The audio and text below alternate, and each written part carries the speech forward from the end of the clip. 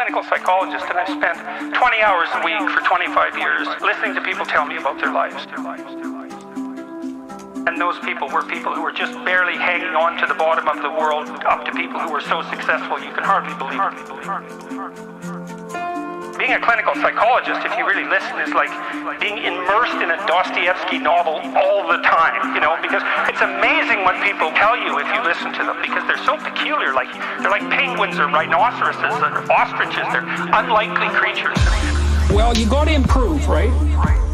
And you might think, well, I'm a real fixer-upper and I'm really embarrassed about that because there's 50 things wrong with me and look at that guy. And so now I feel all terrible because of the comparison and all of that. First of all, it's unfair, especially by the time you're about 30.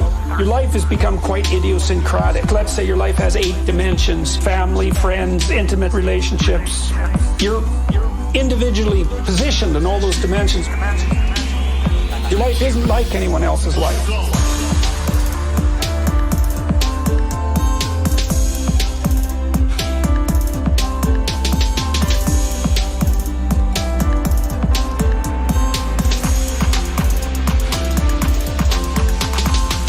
So you see someone who's doing better than you, it's like you're only seeing one dimension at one slice of time. So it's not reasonable. You don't have the whole picture.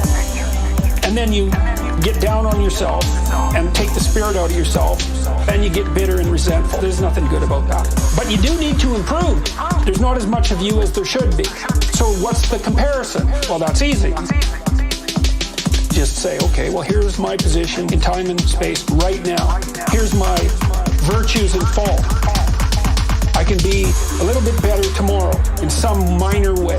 Well, that's the right comparison, because you are very much like you. Everything's the same about you. Everything's the same about you. And so it's the perfect comparison. You just don't have insight into the tragedy of someone else's life. You might think, well, he's rich and successful. It's like, yeah, but you just don't know. You don't know what his relationship is with his wife or his children. You don't know that he's gone through 2 divorces and his daughter won't talk to him and one of his kids is schizophrenic. And the point is, you should be better than you are, but it's not because you're worse than other people. It's because you're not everything you should be. And so you got to pick the comparison right. And then that's also ennobling and instantly hopeful. There is absolutely no doubt that you can be slightly better tomorrow than you are today. There is definitely something that you can do today that will make you slightly better for the next day. Always. Okay. You're 85, you have Alzheimer's, you're done. Sometimes you're done. Most of the time you're not, and most of the time there's something within your grasp that you could put right. See, that's the fundamental issue. It's like life is tragic. It's full of suffering and it's full of malevolence. There's no doubt about that. And it's brutal. It's more brutal than you can even imagine in some ways, or willing to imagine. But there's something you could put right. And we don't know what would happen if you put everything you could right, if you put it right. And then we don't know what would happen if everyone did that. But you can be certain that it would be less tragic and less malevolent. And so, you don't have anything better to do.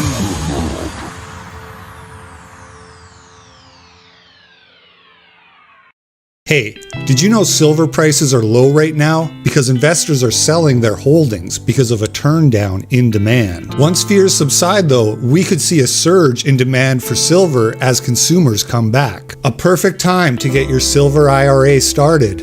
And this month, you'll get an incredible free silver American Virtue coin with a qualifying silver IRA of $20,000 or higher. You can't go wrong with Noble Gold, so call the team now at 877-646-5347 to find out more, or visit noblegoldinvestments.com.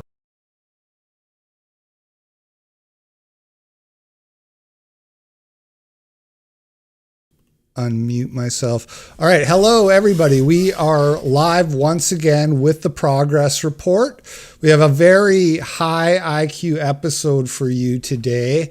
I'm joined by 2 very special guests, although one is running late. But I did hear from Scott earlier today, and he assured me he was going to be here. So he should be here soon, hopefully. I just shot him a message on Twitter. And we do have John Doyle here, Comrade Doyle of Heck Off Commie. Very excited about that. I've been a fan for a long time. If you guys aren't familiar, I put links in the description as always, but John Doyle made like the best anti-porn videos on YouTube.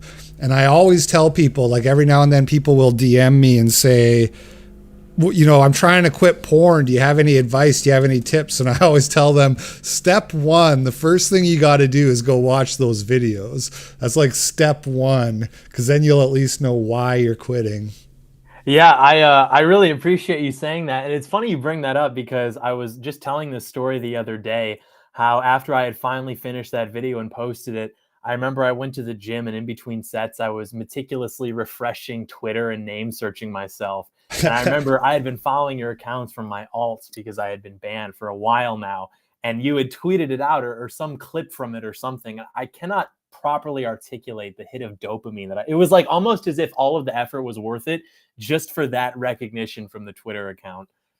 Wow. I don't know if it's that big of a deal, but yeah, I think it did get a little bit of action if I recall. It's been a while, but I remember that getting like a bunch of retweets. This is a really good video. So I don't know if we should just get right into it or if we should chit chat a little bit. Let's give Scott a few more minutes. Why don't you, people are wondering because you haven't been posting videos lately. Why don't you tell people what's going on with that? I mean, it really just boils down, and it's actually, I would almost blame that video for being the sort of catalyst to this. I think that once people started to take me a lot more seriously, I started to take myself a lot more seriously. And I've gotten very in my head about the type of content that I put out because it's this weird mixture where it's still long form content, but it's also like not live taped, it's curated. And so in my opinion, it combines all of the best components of like online right-wing video content into something that's almost a mixture of like, you know, a regular podcast with maybe something akin to what John Oliver does, or, you know, it's just kind of got a bunch of different things that I think make it outstanding in my opinion. I mean, that's why I make it because that's the type of content that I used to want to see. So recently, it's just been a problem where I've been working on projects and just scrapping them because I don't think they're good enough, which is not sustainable. And I wish that I could say that I had just been sprawled out on a beach somewhere, you know, relaxing for months, but I've still been doing the same thing, but without that aforementioned dopamine hit to reward me for the content output. So I'm going to I am abandoning that model as we speak. And so I'm going to be releasing my, I guess, updated take on the current political dynamic as it pertains to the feds and Donald Trump and DeSantis shortly, imminently, as we like to say in my community. So you know, we're looking forward to that. And then from there on, I'm going to try to find a sweet spot between, you know, the longer form content and then something that's also more sustainable, probably in the 25 to 35 minute range, once or twice a week, as opposed to like these several month breaks and then coming back with some like hour and a half video for people to watch. Yeah, you got to feed the algorithm, man. It demands sacrifice. And look who decided to show up, everybody. We're joined by Scott Greer. Can I get a 07 from all the Greer heads in the chat? Going to have a very high IQ episode. Scott is the author of No Campus for White Men and the host of the highly respected podcast. You may have heard me mention that podcast once or twice. I'm a regular listener myself, and we're going to be getting keyed today. That's a term I invented and trademarked. How are you doing, Scott? Welcome. I'm great. I'm doing great. That's hopefully we have an incredible episode for us today. Yeah, I'm sure we will. The format of the show is we're going to watch some clips that I've compiled, and then we're just going to give our thoughts on the clips as we go through them. And so if you guys just start talking, if you have something you want to say, and I will pause the video. Don't feel like you have to talk about every single clip if you don't have anything you want to say, but if you do, just start talking and I'll pause the video and let's just get right into it. It's 1:15. I'm all alone and I need you now. You said you're coming home. I'm all alone and I need you now.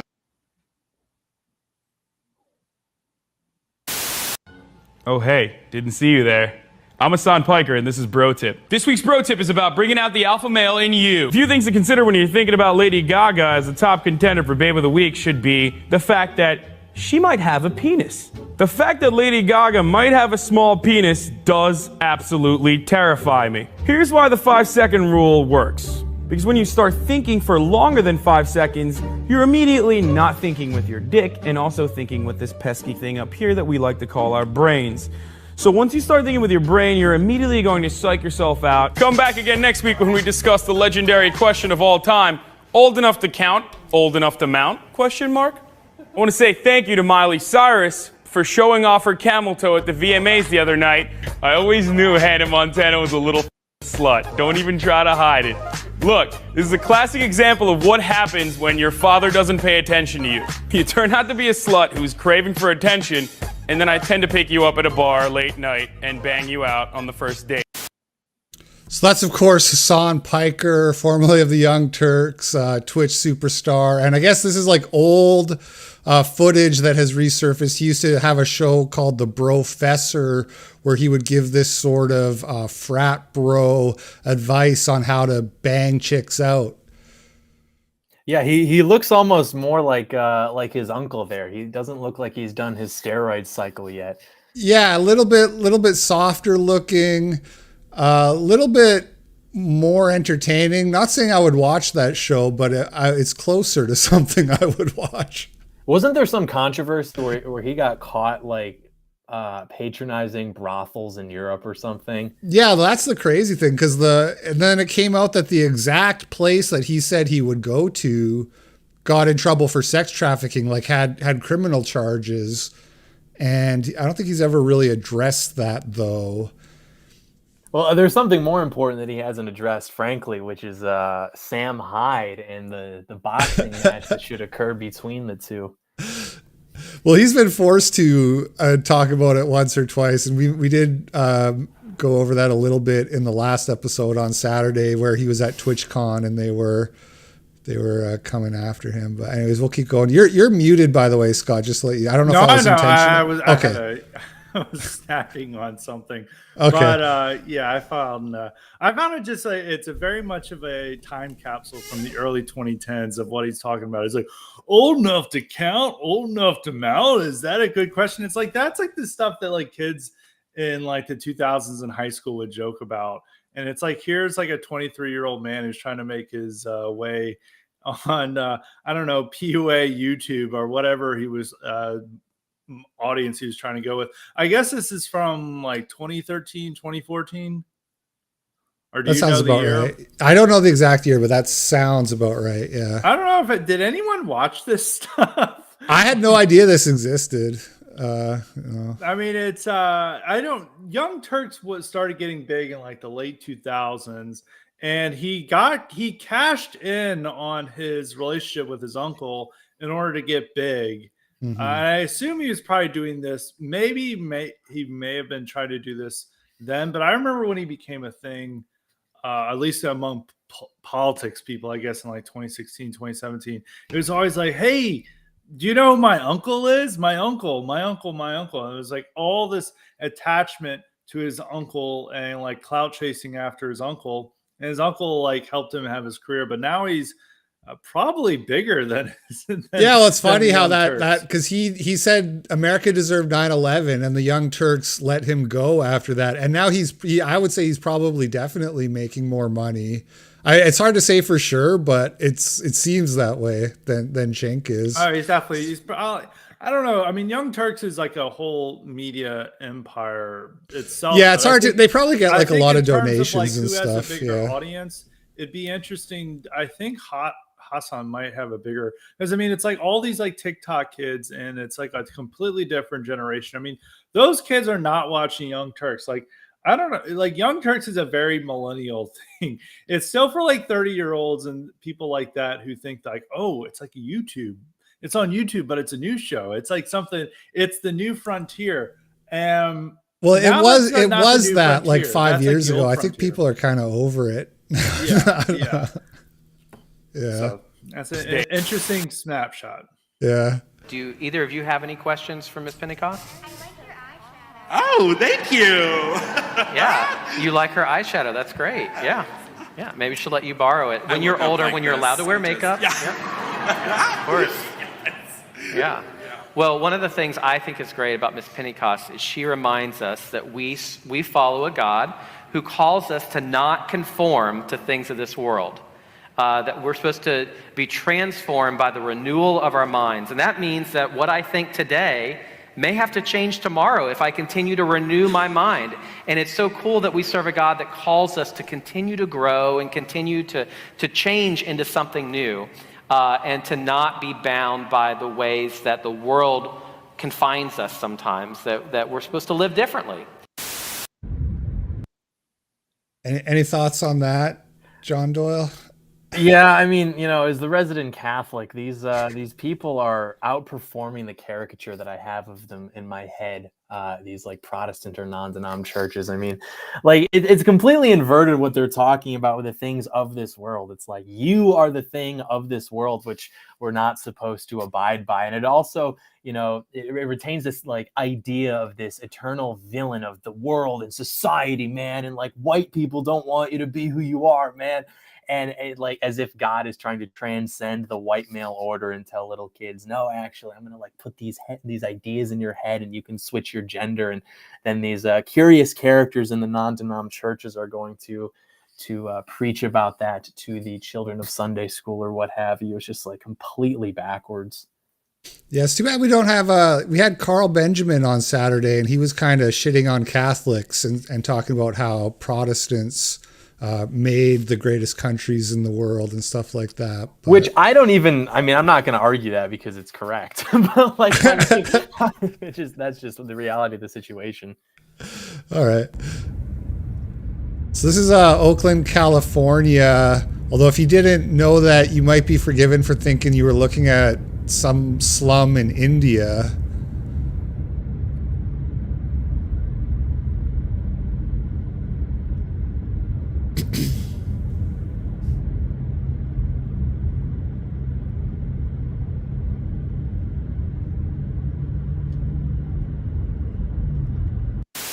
Sleeves. First, step up. Put your boots right there, and Pierce, you're gonna have to kiss it to prove. All right, come on, step down. I didn't feel it, I need to feel. You know what I mean? Step down. Go get your boot kiss. You understand? Just normal things. Here's this is a college professor giving a talk to a bunch of pediatricians. This is like a pediatrician conference here.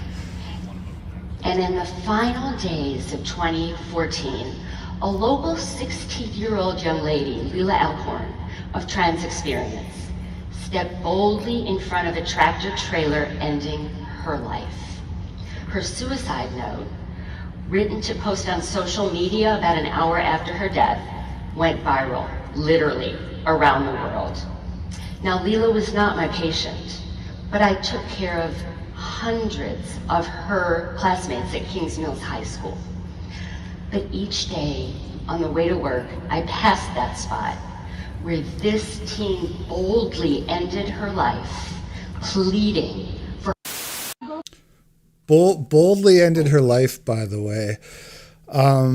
Scott, I've heard you talk a lot about the kind of the whole magic American phenomenon and how it's like black people can do no wrong in America. And that's what that makes me think of is like, even committing suicide has to be celebrated now if it's a progressive identity or one of the protected classes. You know what I'm saying? Yeah, it's such a weird framing because wouldn't they want to be talking about how this teenager was a victim of how evil our society is? But then it's like boldly, it's a protest. It's like I've never heard of like a suicide like talked about boldly, it's like of you're boldly doing something. It's like you boldly put the gun in your mouth. Like that is the strangest framing I've ever heard. And there's something, and just even the way the pediatrician is talking and stuff, it's like these people, they're something during COVID really accelerated this stuff, especially among the medical profession. I don't, somebody really needs to do a deep dive into this, because I mean, most of this stuff really just started accelerating. I mean, obviously it was around before COVID, but something with COVID, and maybe it was like the elevation of the medical professionals into these godlike figures. You know, remember all the statues of like doctors and nurses, and there's that hilarious meme where it's like all the superheroes, all the Avengers, like bowing before nurses and stuff. And so there's like their whole ego is being stroked by the entire world, and they're like getting these bizarre ideas into their heads, and now they must think that they're like preachers. Because I mean, if you watch that clip and you didn't know that she's a pediatrician, just the way she's talking, it sounds almost like kind of like those rock arena like pastors, sort of. I mean, not quite, but the way she's talking, it's more like it's spiritual. It's a sermon that she's delivering, and this is like a pediatrician, and it's I would like to see more of that clip. I mean, a little bit more of the context, but it's the boldly killing yourself. Just even how they would want to frame that. It's like this is how horrible this society is, and how we need to double down more on trans acceptance. Instead, it's I don't even know. It's like the tractor trailer was transphobia, and apparently this teen took down the tractor trailer or something. I mean, that's like the framing. I don't get it. It's like I mean, it's not. It shouldn't be a funny matter, but it's. I don't know. It's just very odd. No, it is. It is strange. You're right. It is very strange. That's why the only thing I can think of to make sense of it is that like she doesn't want to criticize the trans person, so like they're totally beyond reproach. So even the suicide has to be framed that way. The trans person is, a victim, and there wouldn't be any criticism. All the criticism would be of that person's peers not accepting them for who they are, or maybe the parents for not accepting them, or that person not getting the proper care with a pediatrician. But I don't know. It's like it's presented as like the person won a football game or something. I don't know. It's just very odd. Yeah. Do you have any thoughts on that one, John? I mean, it's just sort of the nature of the situation where anything that a person who believes they are trans thinks or does can't be questioned. And it was really interesting that you guys brought up the sort of deifying of the medical community, to where now like the so-called expert class, which is getting all of their information from activists, basically has the divine authority to act as like the justification for why normal people are unable to question these types of statements or behaviors from LGBTQ youth or whatever. And it's actually doing more harm to them to call those things into question instead of just being completely accepting and promoting of their identities, whatever those may be. Mm-hmm. Oh my God! Back up. One baby bear. Baby! Baby, come! No! No!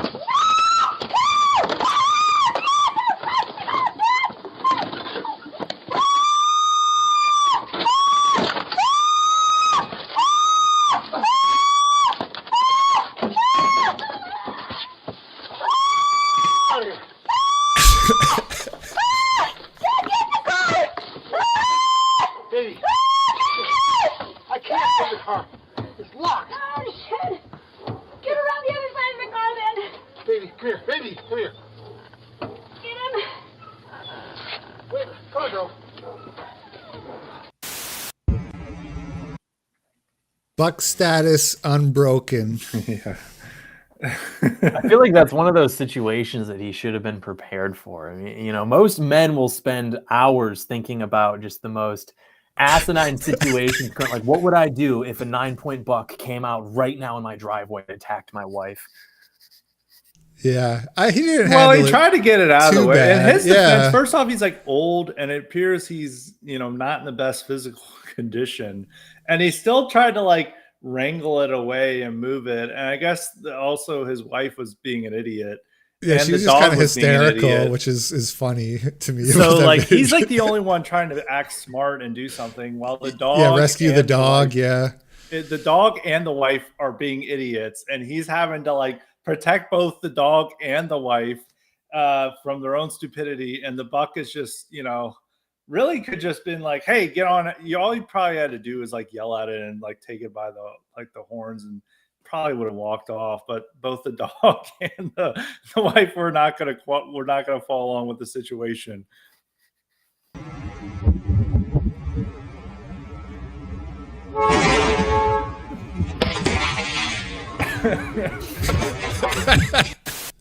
Mogged, absolutely mogged. I don't need a sword, but I have to make them. Not because I can't do anything else, but because I can't do anything else. That clip makes me think of the masculine urge meme. You know what I mean? It's like, this guy has the masculine urge to forge a sword. 26. My grand entrance, I want to thank you all for when is the next heck of commie vid? We are becoming this is the LA City Council, where I guess they had a scandal recently where there was like leaked audio of one of the council members saying racist things. It was like a Hispanic woman, I believe, saying some stuff about like somebody's black child. I don't know if you guys heard about that. Yeah, she called him a little monkey, I think. Yeah, right. She kept like railing. I mean, what she was talking about is that there's like these racial factions, and she's standing up for the Hispanic faction, and then she was railing against like their Hispanic DA, saying he's with the blacks, he's like not standing up with us. She made some other comments about other groups that are siding with their own and just like making fun of them. And it's with their own little faction, so of course they're going to shit talk. And for some reason, someone recorded it, and obviously the other factions were not happy. Having us here as el grito de Hispanic culture. Now, Mr. Falbo, can we read into the record my items, please? Mr. Herman, which items did you sign up for? You've already used 30 seconds up. I'm regarding all items, 3 minutes, and my non-general public comments, sir. You've used one meeting. We'll set the clock for 33 minutes for the other items. Please stick to the items, Mr. Herman. I will there are a lot of people that want to fucking speak. best. A lot of people that want to speak, so please. Right, I will try my fucking best. Public hearings have not been heard. Item 19. Kevin DeLeon's a piece of shit. Fuck item 19. Item number 20, relative to offer of a reward for information leading to the identification, apprehension, and conviction. Snitches get stitches. Shut your ass up and let me finish, fool. Let me finish. God damn it. I got 3 motherfucking minutes. Motherfucker, want to get into interrupted. Yeah, that's okay, so stop the clock. You're done. So, Herman, you're done. Let's go before they shut us down. Yeah. Okay. So, Mr. Herman, you weren't on the items. You've used up your minute, so we're going to move on to the next speaker. Thank you.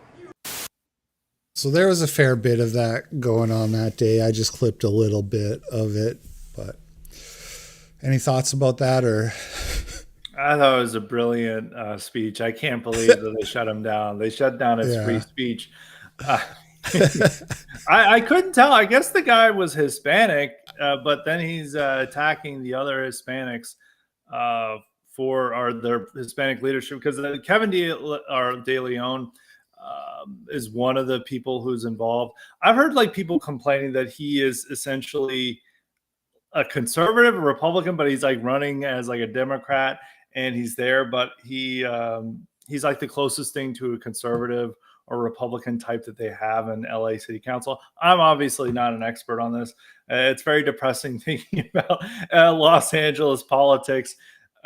So that may be a reason why, but it's the whole hearing and spectacle of it was hoopla. I mean, they had a bunch of some of the black participants who wanted to come up, and they were all wearing shirts with like "I'm with the blacks," as what the woman Nuri Martinez said about the Hispanic DA, who's like, he's with the blacks.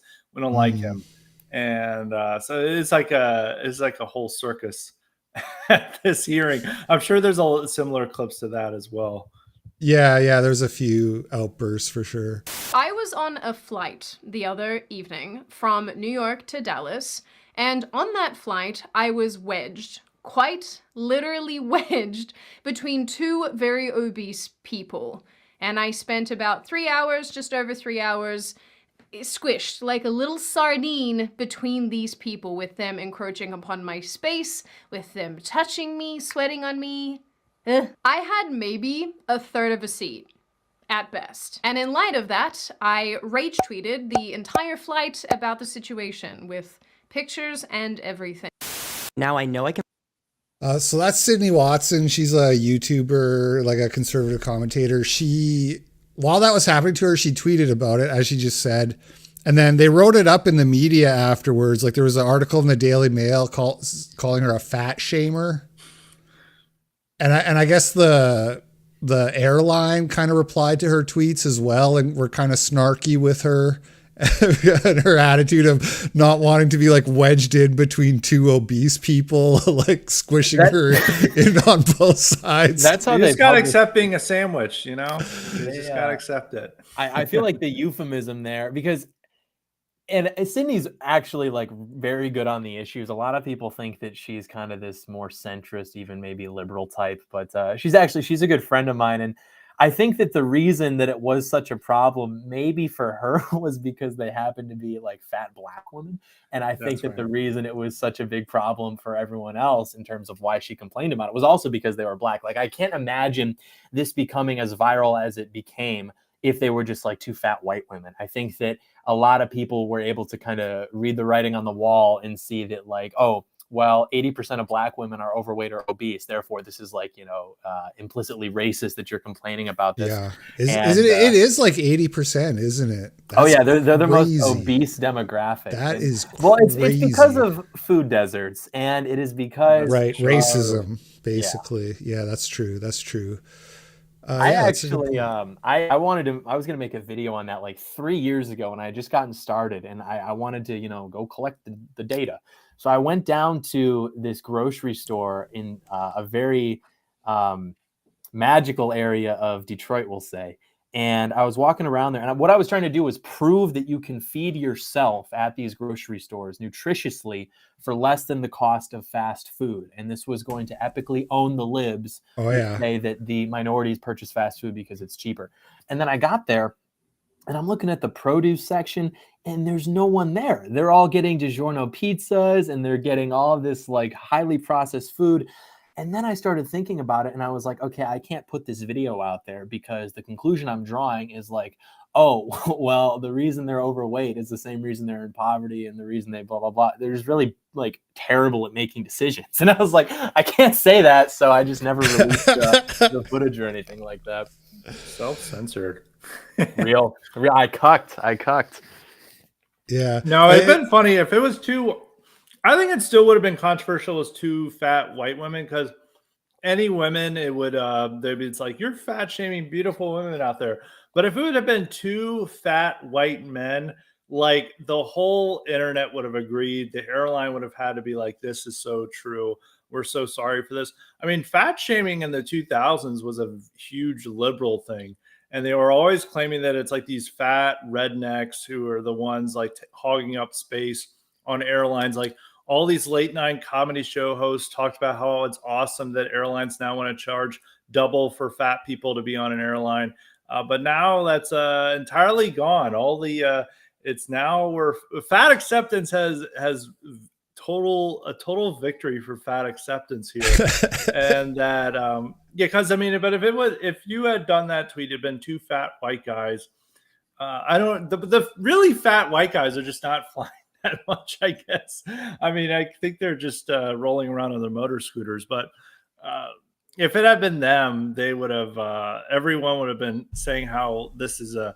I've experienced this too. Like all these liberal women would have been coming and saying, like, "Yes, Sydney, you're so right. I've experienced this too."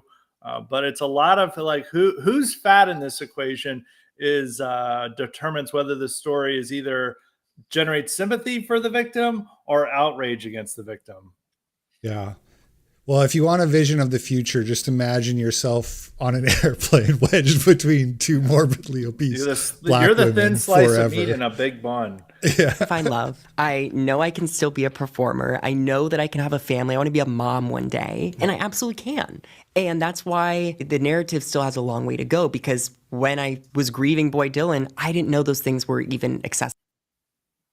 Yeah, so this is Ulta. I guess that's a beauty product company, and they did the Beauty of Girlhood podcast with our friend Dylan there, talking about how he's going to be a mom someday, but all right. He wasn't aware because the narrative still I don't even know what he means by that. Dylan sounds pretty trad. I mean, he wants they, whatever you want to call them, is saying that they want to, have a family, be a mom, married, have kids, be out in the wheat field. Like, I don't know.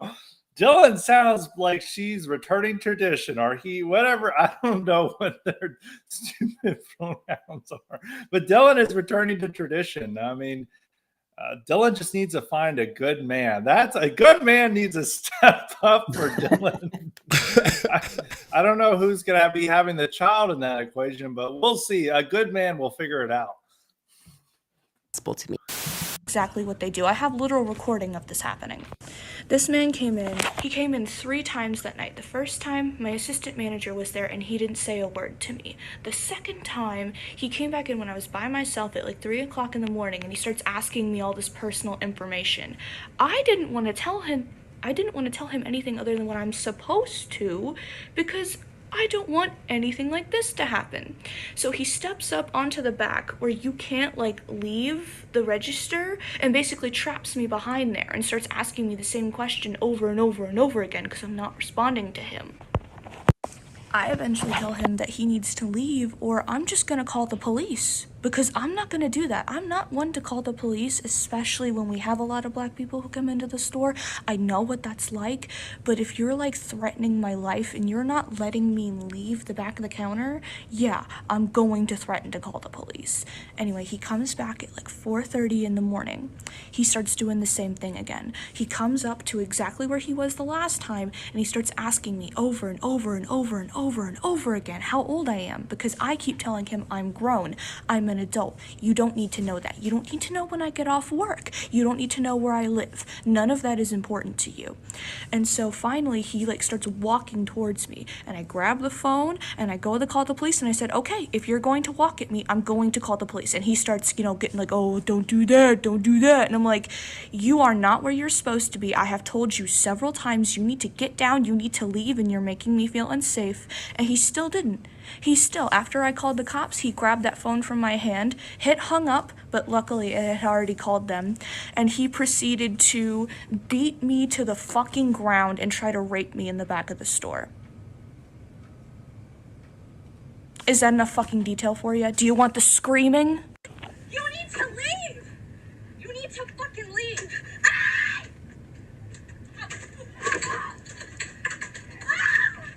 I can't listen to another second of that, but here's your, But here we go.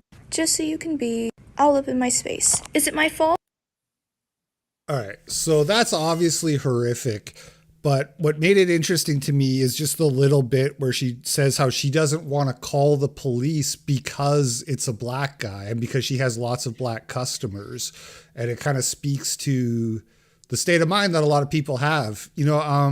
Recently this movie came out on Netflix called Athena, which I talked about on my channel, and it's set in France, and it's about how a group of neo-Nazis murder a 13-year-old Algerian boy, but they're pretending to be police, and so it causes a George Floyd riot in France. And then a few days ago, a I think 12-year-old girl was murdered, raped, and chopped up by 4 Algerian guys in France. And so it's kind of this like fiction versus reality, and just like the propaganda that people are bombarded with, like just that Athena movie being an example, and all the stuff, you know, the way they treat Kanye when he talks about George Floyd, people see it. So then you're in this situation where you're really at risk of violence, but you still have this liberal programming running through the back of your head saying, don't call the police because it's a black guy and they're going to shoot him. Yeah, and they literally. Sorry. Go. Okay. They literally think too that those statistics are either A, not true, like they're just believed by racist people, or they're published and it's because of racist people occupying the institutions that would publish them. Like the average liberal literally believes that it's the white people who are out here committing, disproportionately high amounts of crime. And of course, we know that's not true, and we know that the Justice Department and all of our law enforcement isn't doing that. But I'll give an anecdote as an example. Back in I think 2019, my mom was in downtown Detroit. She got robbed at gunpoint by this guy. It was on camera. They had the footage of him rolling up in a luxury sedan. By the way, he gets out of the car, sticks a gun in her face, takes her purse, drives off, and people forget that the people who staff these police departments in urban areas are often very incompetent because they tend to reflect the people over whom they're policing. And so they didn't even think to check to see where the credit cards were being used at or anything like that. So I had to actually tell the detectives personally, hey, why don't you try tracking down, the credit cards? So then they tracked it down to gas stations and they got footage from there. They were able to arrest the guy. And then, so they had the video of him actually robbing her at gunpoint with a stolen firearm. He was identified then through that footage by his parole officer on local news.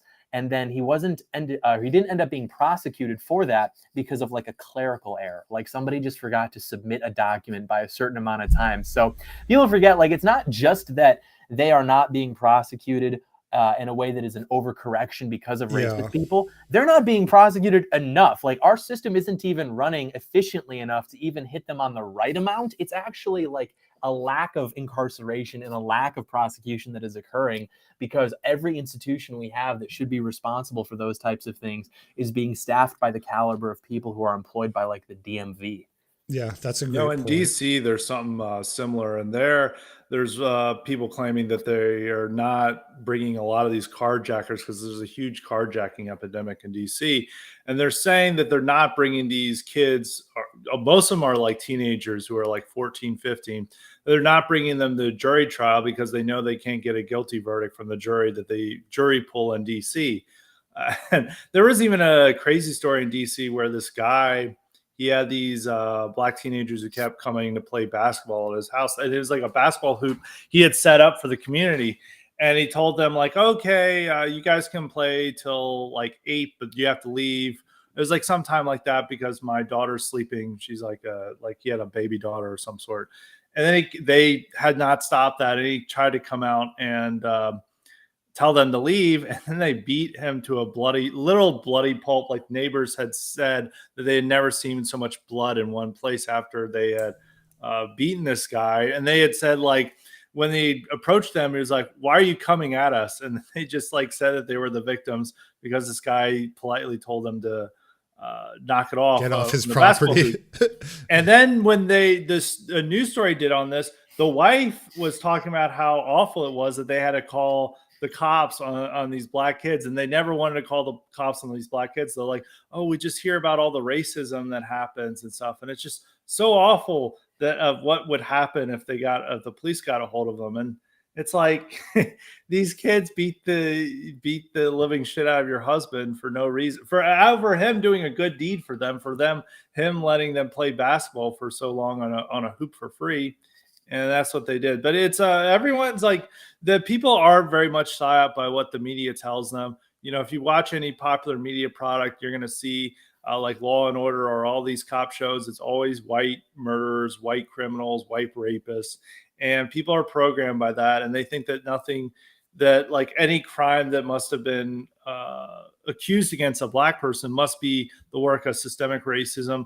To go to one point, I know might be dwelling on this topic a little bit, but I wanted to get this out there, is that you brought up the new movie Athena, which is talking about these neo-Nazi gang that kills an innocent child, and how, in fact, in reality, it's actually the opposite. It's these North Africans or whoever is killing white children in France. It's a similar thing happened with the famous movie A Time to Kill from the 90s, Right. which was originally a book by John Grisham.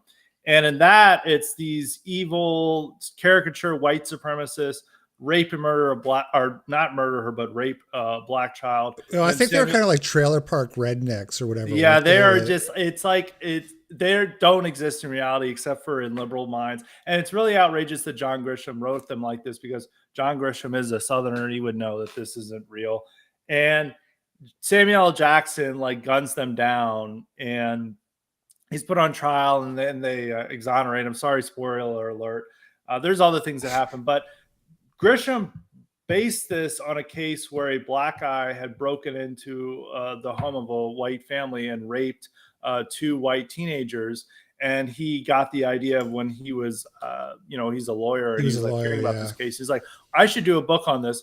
Completely changed the races of the characters, made it a hate crime too. There's also the Klan gets involved here with this, and completely reverses the crime. And now all these Americans think that white racists in the 90s are going out and raping black children with abandon and getting away with it, when in fact the story that John Grisham based it on, the races were reversed. Yeah, that's true. I think there's even a scene in the movie where the lawyer is like a Matthew McConaughey. Yeah, he says imagine, he says to the jury, imagine if it was a white girl or something like that. You know what I mean? Which is, they wouldn't make a movie about it. That's imagine if it was white girl, you wouldn't hear about it.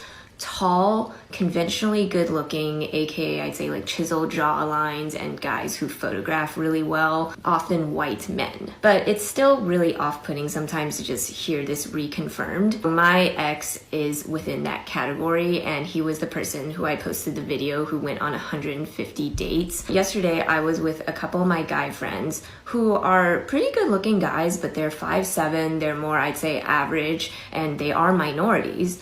And we were having a conversation with him, and they were just joking and saying, oh, it must be pretty easy, for guys who are really tall and white like you. Is that true? And then he wouldn't respond at the time, but he kind of smirked. And then when we got back and it was just him and I, we had a conversation where I asked him about it. I was like, so is it true? And he said, yeah, so I'll put it this way. If I were to go on the apps tonight, and this was 10 o'clock, I would be able to get a date by tomorrow. And the whole air of this, the way it was said, the entitlement, the bragging nature, it was just so off-putting. But what was really sad about this is that, I know it's true, and we all know it's true, right? Guys who are in their early 30s, who look a certain way and are above 5'10", do really, really well in the new age of dating. They are able to just line up dates. And it doesn't really matter if the values don't match up, because, for instance, for him, he doesn't want to have kids. And you would think that'd be a big restriction, he puts it on his app profile anyways, and especially in this area, which is in the South, where I think a lot of women conventionally want to have kids. But his last 2 exes both want kids, and they still went on dates with him. And it's almost sadder to see women just kind of tolerate this, because attraction, and especially immediate attraction, is so difficult to find. And I'm certainly guilty of that myself. It's just, I don't know what the solution is to this. Certainly it's not to encourage entitled jerks like this in terms of their behavior, but it's also, again, just the world in which we live in. And this is why I think a lot of selfish behavior has come from men, in terms of, no longer feeling like they have to be a gentleman or really have to woo any women, because if they don't like you, they just go back on and they'll find a date in the next hour. Okay, so there's a lot there. I have thoughts, but does somebody else want to go first? Or? All right. I mean, apparently I'm the perfect man for women. I'm above 5'10". I'm in my early 30s. I'm white. Let's go. I love this I'm smirking. Dude, this is epic. Time to go on the apps, man. I don't know. It is funny. I don't know. There's a weird type of resentment coming from that, but it's also the Asian woman. She's like, this guy's so entitled. I can't believe it. But I'm still dating him. I went home with him and banged him, and then I and he really let probably him did have it horrible in an things to me, email and then it's later. like, what? Like, what are you doing? Like, and even here, she wants to feel resentful over that. And even the guys, I guess, and one funny thing is the incel phenomenon is portrayed as like a bunch of loser white guys.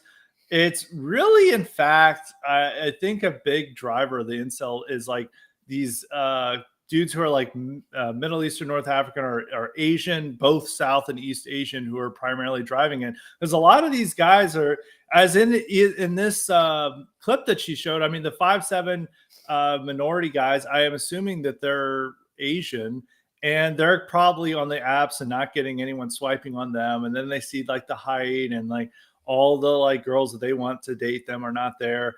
And then they probably go on to the incel forums and like get mad about this.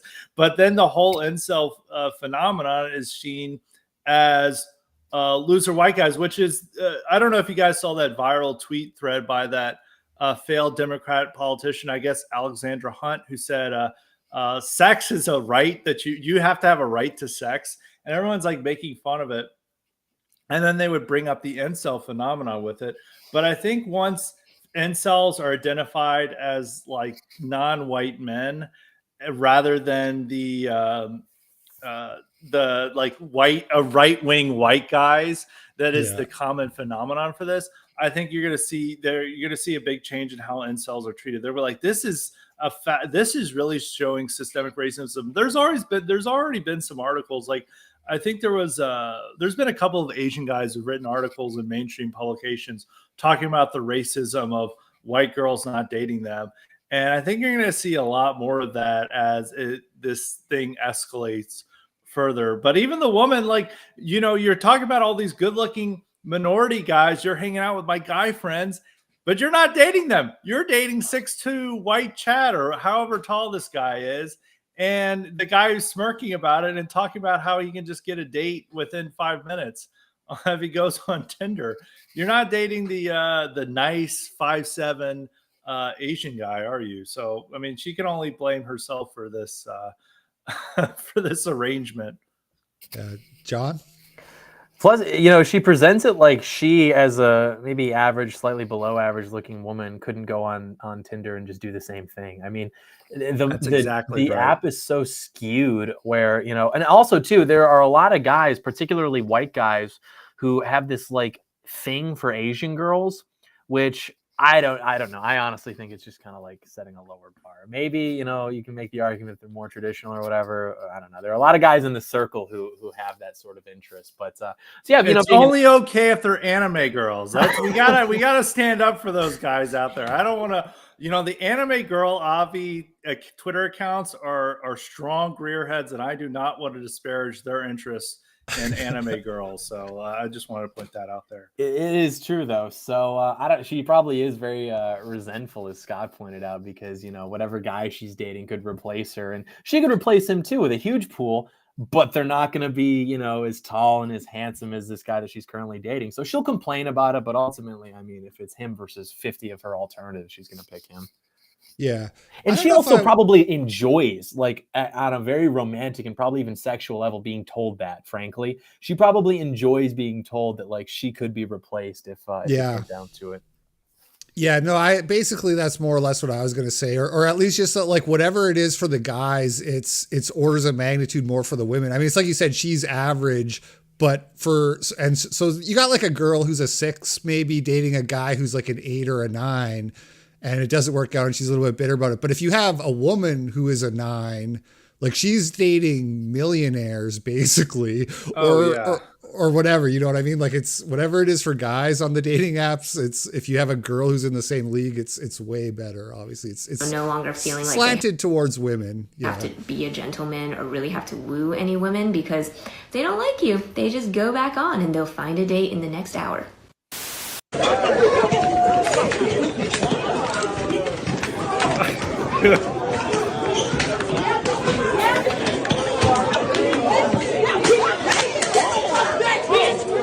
What's up? Hello. Hey, hello. Hey, hello. She grabbed a pipe like Streets of Rage, you know. This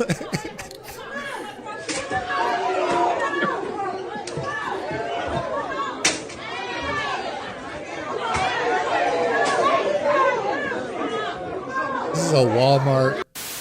New Yorkers are angry. I hate how it's reached such a level of cultural prevalence where you now are trained to react to it the same way you would react to seeing like a couple have an argument at a restaurant. Like you just kind of have to, oh, okay, kids, don't look. But you're not supposed to like then have a later conversation about that. Like, hey, why is this always happening? Why does this always seem to be the case when we see these videos? It's every day now. Magic in the self-checkout lane, dude. I love it, dude. Anytime those videos come out, I immediately start laughing. And then, like, of course, and people always tag me. They're like, Scott, we've got a magic alert. And then I'm like, oh, time for a new play on magic. It's like, it's a magic moment. 1,000 likes. You know, that's like, if I ever give any intellectual take or something, you know, everyone's angry and mad. But if I just say, like, magic outbreak in aisle 5, people are like, yes, thank you, Scott, for pointing out the magic. It is funny. I love these videos.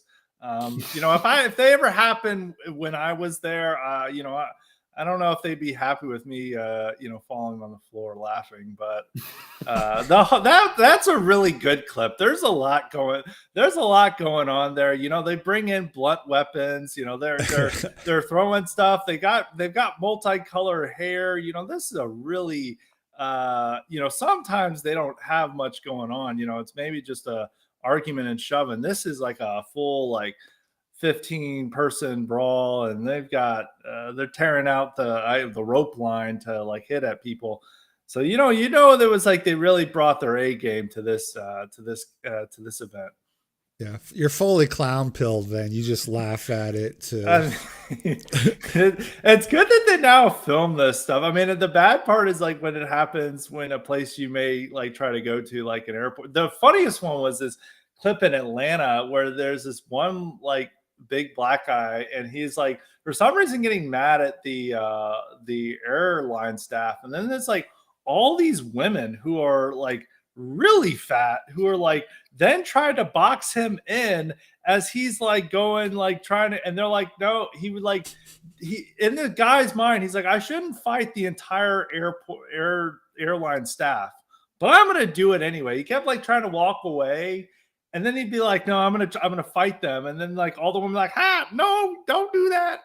And they're like a wall of these like women who are like all 5'3", like 300 pounds, getting in between him with like I think the main guy he wanted to fight. And I mean, maybe if this breaks out in your airport and you're trying to go on your flight, it wouldn't be that funny. But if you're not at the airport, you know, it provides a lot of humor. New Yorkers are angry. I am angry too. We have not asked for this.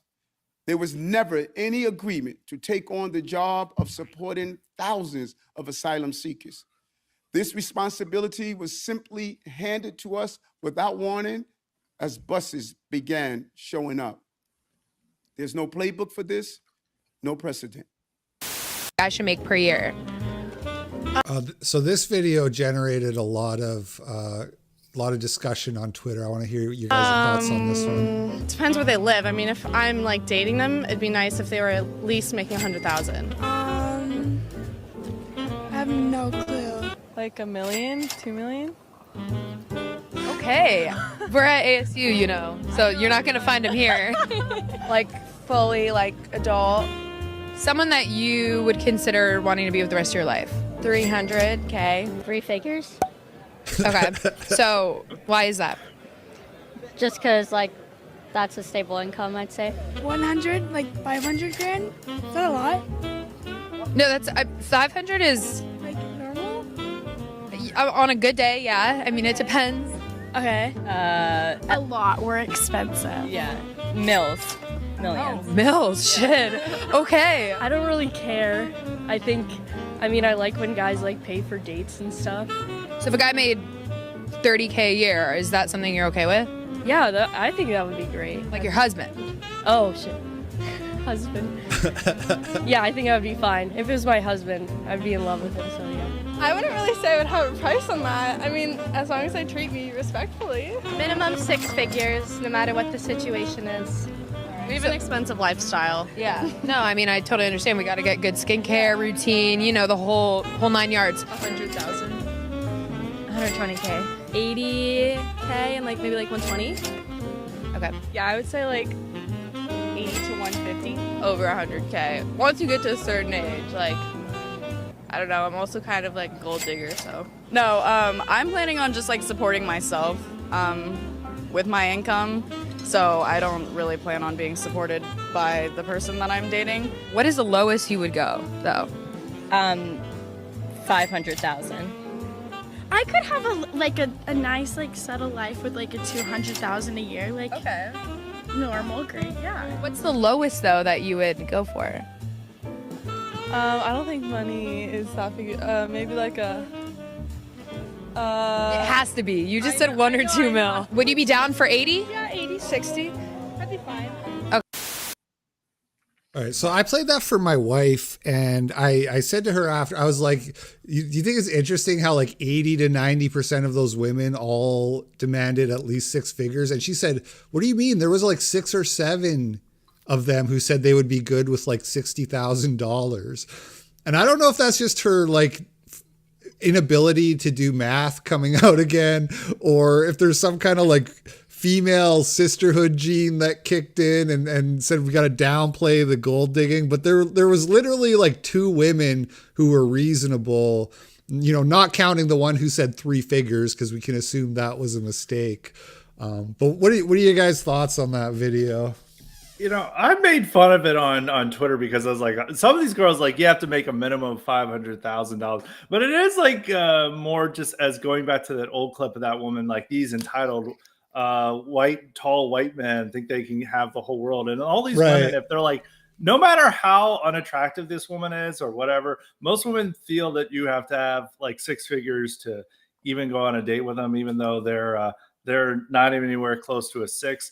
Most of these women are fairly attractive, though, so I wouldn't put them in that category. But there is this entitlement that goes along with it. But some of it is that they're just like dumb college girls, like they don't know like what like the guys dating their salary are. I mean, if they're like 27 or 25 and they're saying this stuff, then maybe that's going to be a pretty unrealistic, especially considering where they may live.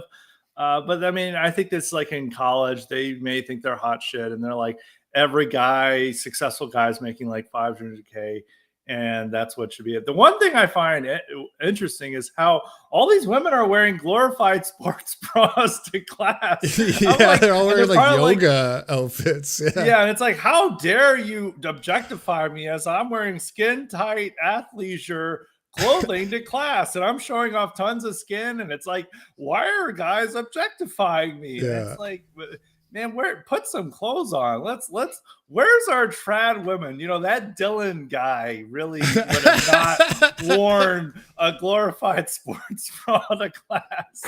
But you know, these girls need to take some tips from Dylan. John, what do you think about that? Oh man, I don't know. I mean, it was also interesting. There were a few remarks that implied like a delayed marriage. You know, oh, you're talking about like for the rest of my life, or oh, later on, like as if they want to have another, 7 to 10 years of acting. However, we hear reports of Arizona State University girls acting, and then Chad with his 7-figure income is going to be waiting there, and he's going to scoop her up and provide to her that at the end of the hoe phase. It's totally right. He's probably going to be scooping up the skateboarder girl. I mean, she seemed very level-headed. She was a nice looking girl. Maybe the classmates who are more trad. Maybe even Dylan. I mean, who knows? But we're not going to be waiting around for those types of girls who ride the carousel. They get ran through. I can no longer remain in today's Democratic Party that's under the complete control of an elitist cabal of warmongers who are driven by cowardly wokeness. who divide us by racializing every issue and stoking anti-white racism, who actively work to undermine our God-given freedoms that are enshrined in our Constitution, who are hostile to people of faith and spirituality, who demonize the police but protect criminals at the expense of law-abiding Americans, who believe in open borders, who weaponize the national security state to go after their political opponents, and above all, who are dragging us ever closer to nuclear war. Now, I believe in a government that's of the people, by the people, and for the people. Unfortunately, today's Democratic Party does not. Instead, it stands for a government that is of, by, and for the powerful elite. Now, I'm calling on my fellow common sense, independent-minded Democrats to join me in leaving the Democratic Party. If you can no longer stomach the direction that the so-called woke Democratic Party ideologues are taking our country, then I invite you to join me. So a lot of people in my right-wing sphere don't like Tulsi Gabbard. They call her a gun-grabbing commie, and I saw comments like that going by in the live chat. I personally like her. I think we should be nice to her, and maybe she'll be a force for good. But I'm not like a political strategist, or like this isn't really my area of expertise. So what do you think about that, Scott? I'm still snacking, but I'll take this on here. I like Tulsi. I don't know. You can't hope that every person who gets, she has star power. She has a lot of charisma. She's good on TV. She's a good speaker. She's such a star that she's now going to Arizona to campaign for the candidates there. Yeah, I mean, and she'll move on being pro Second Amendment, and the stuff that people have problems with her, she'll move to the right on.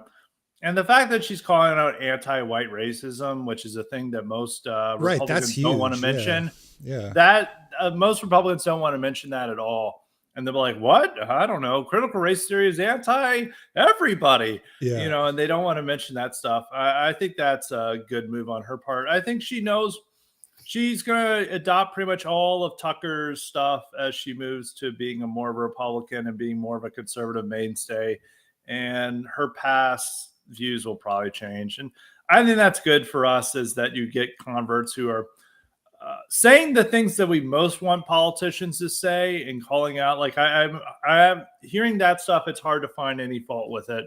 And she just realizes her base is now on the Republican side rather than with the Democrats. Yeah, I agree completely. John, anything to add to that? Yeah, I thought the messaging was pretty on point. And also for that type of thing, which we've seen 100 times before, I used to be here, but now I'm here.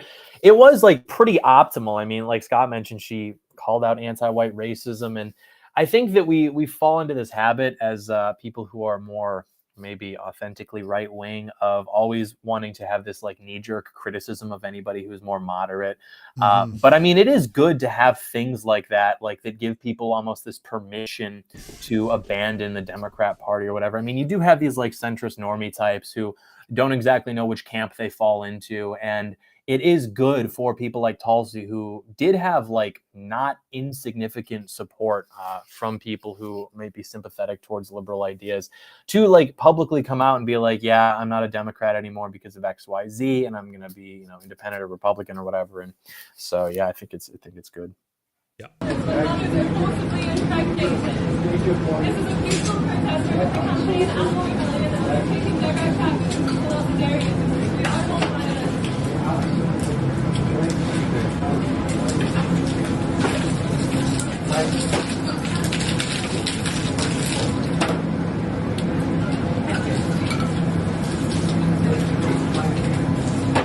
Because every other democratic means, they don't work. We tried voting, we tried writing petitions. I've seen an uptick in those kind of videos over the last few weeks. And I mean, it's just crazy to think that that's going to win anybody over to your cause when we're in a sort of crisis of inflation and food shortages, supply chain issues, the war being blamed for a lot of this, and to think like now's the time for me to go to the grocery store and pour milk on the ground for the cause.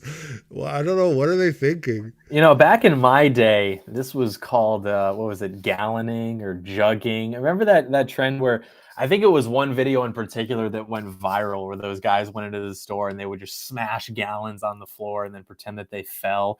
And that's how we got attention on the internet back when I was a kid. So I don't know what these latter half Zoomers are up to, but it's like extraordinarily off-putting.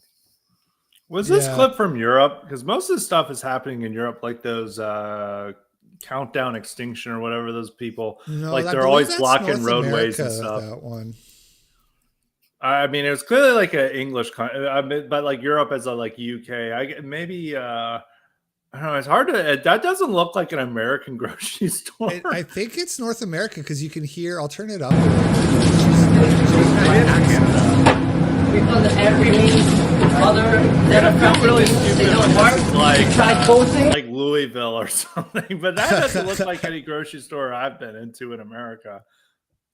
The only other thing that this makes me think about is how like there's been a real crackdown on pro-life people lately. I don't know if you guys have kind of seen that going on. A lot of them getting arrested for protesting outside of abortion clinics and stuff like that. And it's like, I don't like, to me, this is more deserving of an arrest. You're destroying private property. You're making a big mess. You're wasting money. You tried writing the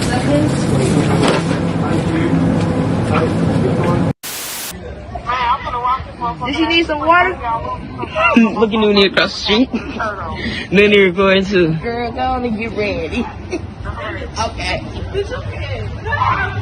What the hell? She on water. Hey, girl. She on water. What the hell? Oh, shit! Hey, she trying to take out. She finna take out shit. Oh, shit! Oh, shit, she took out. Oh, shit! Oh, shit! Oh, damn! Oh, damn! Damn! Right with your stupid ass! Oh, me I did! Oh, me! Damn! She got water! Oh, snap! She almost hit the people car. She on water, Shay. Oh, no, she on water. Oh, what? She on water. Oh my God! You see? I got the whole thing on Send me me. all of that, man. Send me that too. Oh, Shay, come here. Soon as she took off, I knew.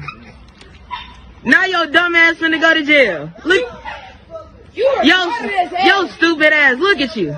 You hella finna get locked up with.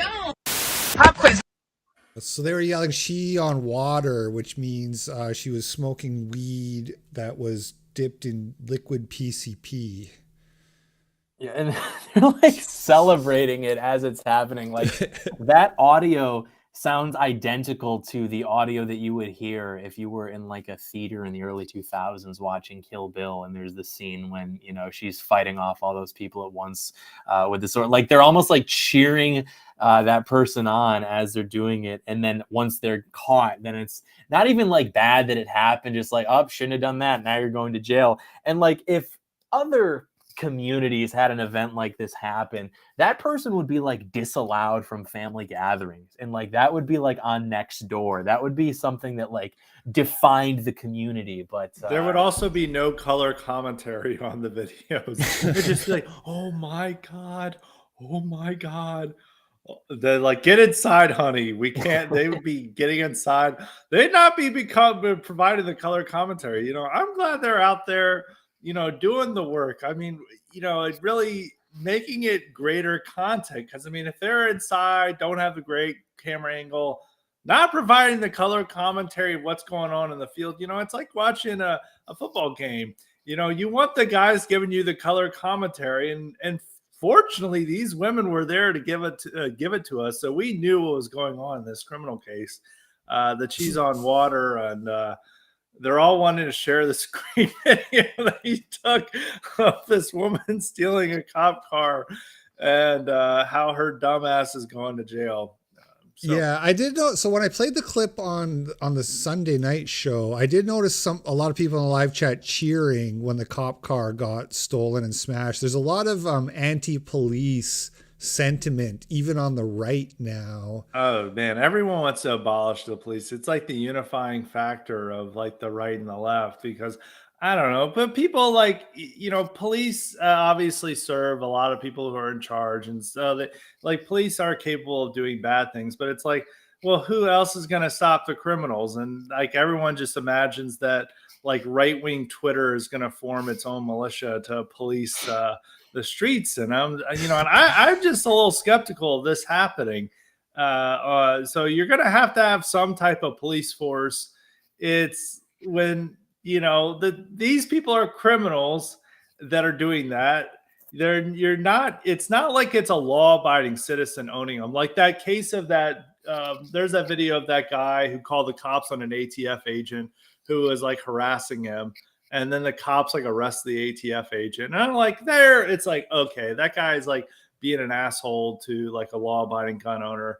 And it's like funny to see this guy get a taste of his own medicine. Like that case, I understand like people like cheering it on. But in this case, you're just celebrating criminals getting the upper hand of police. And then criminals can then target innocent people. So imagine if that person's like on PCP and they're in your neighborhood and stealing your car and then like running over people in there. And then you'd be like, wow, I wish police were here to contain this situation. I mean, because the right-wing Twitter militia is not going to, you're not going to be able to DM them to come out immediately. So I guess to summarize what I think you're getting at is that it's like the police have gone down in quality. I think we can probably all agree it seems that way, but that's more because of the people in charge and what they've been doing, the vaccine mandates, the Derek Chauvin show trial, stuff like that, kind of getting rid of the more competent people or the more the more independent people and stuff like that. I mean, these cops are afraid that anytime they do their job, they're going to get sued. And then and I see criticisms like people want them to turn into right-wing like terror squads against rioters. And then they get upset when it's like, oh no, they're manhandling a criminal or something like that. It's like, this is outrageous. Like, okay, what do you want them to be? Do you want them to be this right-wing terror squad that like really horrified, that like really brings the fear of God into protesters? Or do you want them to like, bring a pie for every criminal that they try to arrest and like coax them into the cop car? It's like they can't make up their mind about why they hate cops. Is that they're not tough enough, or is it they're too tough? They oscillate between that and like, frankly, police unions, not the police officers themselves, but our police departments, because sometimes police departments are run by leftists. And there's several examples of police chiefs being terrible. But police unions are one of the few right-wing institutions in this country. And we really don't have many other institutions. All the police unions want to be like on our side when it comes to being tough on crime, even a lot of the immigration stuff, and they don't like the wokeness and everything else. And people just want to abolish them because they saw like one video clip that upset them. Yeah. All right. I'm skipping this video because we've been talking a lot. So I want to make sure we get to the more important clips. Did you have anything you wanted to add to that, John, or? No.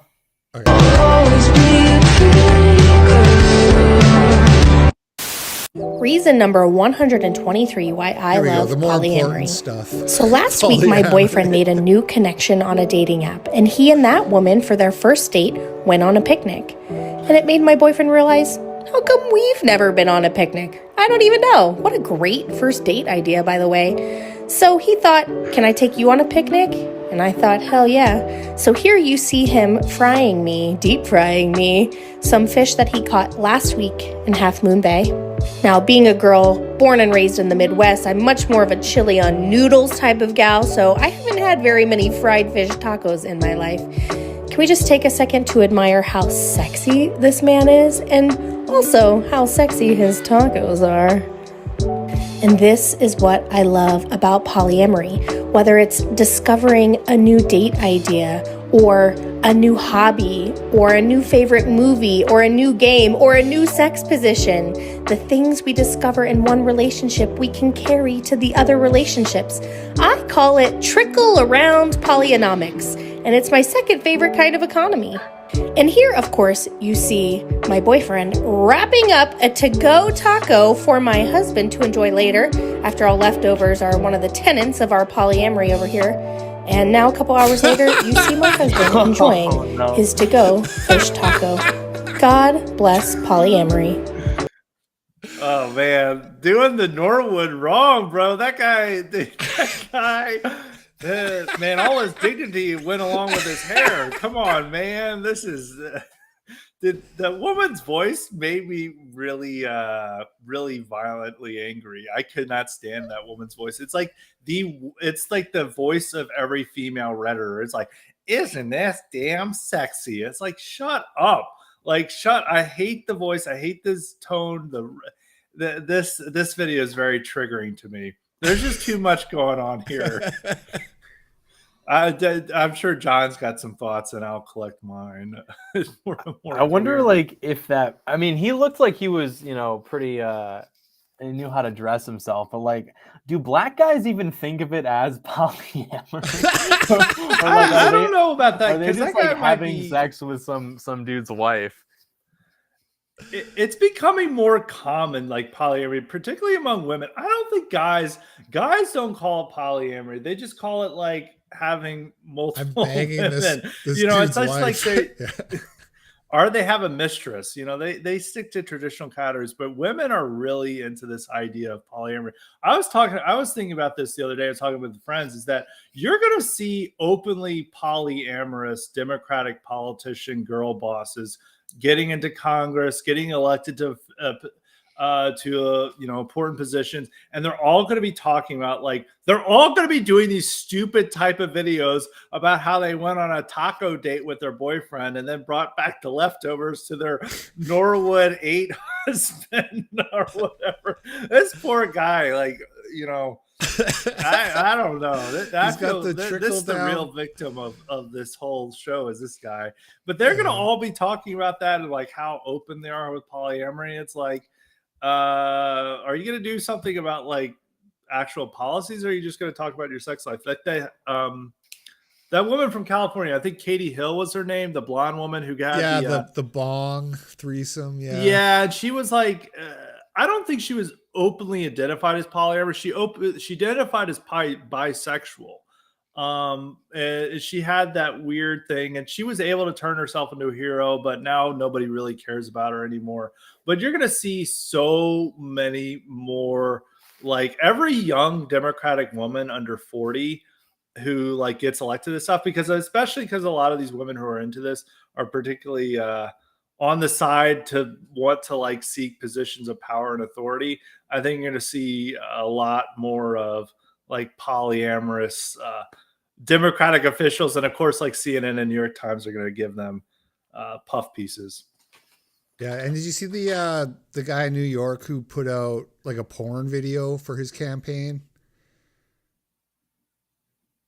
There's some, I think. Oh yeah, I saw that. That guy's like a fringe candidate, but I think he just did it to like get attention for himself, and mission accomplished. Yeah, so. not really like a serious candidate. Pick cents and dollars if you guys could pick one candidate to win in the midterms/gov races. Who would you pick? With gratitude, we, the students of the University of Minnesota Twin Cities Medical School class of 2026, stand here today among our friends, families, peers, mentors, and communities who have supported us in reaching this milestone. Our institution is located on Dakota land. Today, many Indigenous people throughout the state, including Dakota and Ojibwe, call the Twin Cities home. We also recognize this acknowledgement is not enough. We commit to uprooting the legacy and perpetuation of structural violence deeply embedded within the healthcare system. We recognize inequities built by past and present traumas rooted in white supremacy, colonialism, the gender binary, ableism, and all forms of oppression. As we enter this profession with opportunity for growth, we commit to promoting a culture of anti-racism, listening and amplifying voices for positive change. We pledge to honor all Indigenous ways of healing that have been historically marginalized by Western medicine. Knowing that health is intimately connected to our environment, we commit to healing our planet and communities. We vow to embrace our role as community members and strive to embody cultural humility.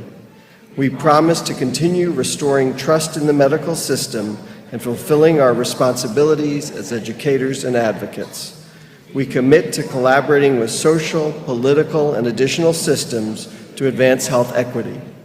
We will learn from the scientific innovations made before us and pledge to advance and share this knowledge with peers and neighbors. We recognize the importance of being in community with and advocating for those we serve.